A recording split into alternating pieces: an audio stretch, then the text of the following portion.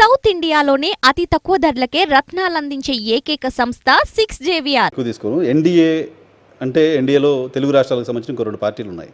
Janasena, Telugu Desam party. అవి ఆంధ్రప్రదేశ్కు పరిమితమైన పార్టీలు అయినప్పటికీ తెలంగాణలో అంతో ఎంతో తెలుగుదేశం పార్టీకి సంబంధించిన మద్దతుదారులు ఇంకా ఉన్నారు. ఎన్డీఏలో ఉన్న టీడీపీ, జనసేన నాయకులు ఎవరన్నా తెలంగాణలో మీ పార్టీ తరఫున క్యాంపెయిన్ చేసే పరిస్థితి ఉంటుందా? నేను అంత పెద్దోని కాదండి. అది మా పార్టీ రాష్ట్ర నాయకత్వం చూస్తుంది, జాతీయ నాయకత్వం చూస్తుంది.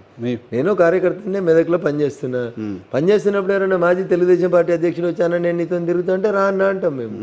అంతేగాని it is a policy decision.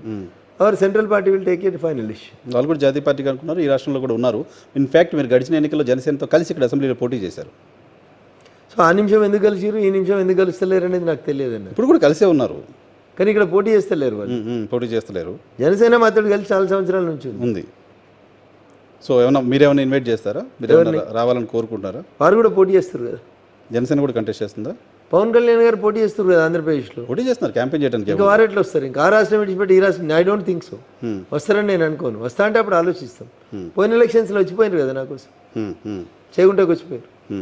So ఇప్పుడు మీరు రాష్ట్ర ప్రభుత్వం చేసిన అవినీతికి సంబంధించి పూర్తిగా స్టేట్ ప్రివ్యూలో ఉన్న అంశం అని చెప్తున్నారు. కాళేశ్వరంకి సంబంధించి కావచ్చు, మిగతా ఇష్యూస్ కావచ్చు. కాళేశ్వరంకి సంబంధించి నాగేశ్వర గారు అన్న వీళ్ళకి తెలవాలి, ప్రభుత్వానికి, ప్రజలకు కూడా తెలవాలి.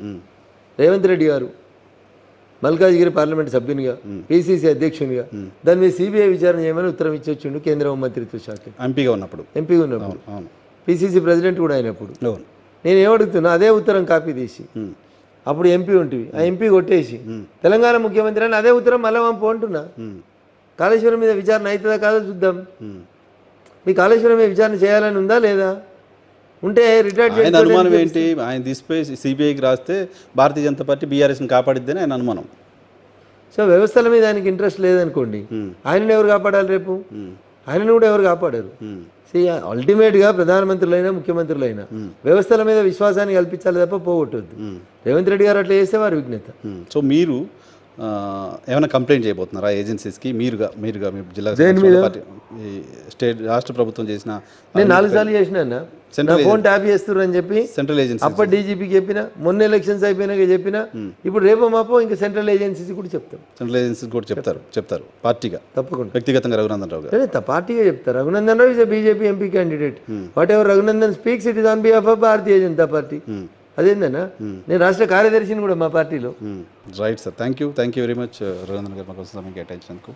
ఇది రఘునందన్ రావు గారితో స్పెషల్ ఇంటర్వ్యూ. చూస్తూనే ఉన్నాడు ఈ హెడ్.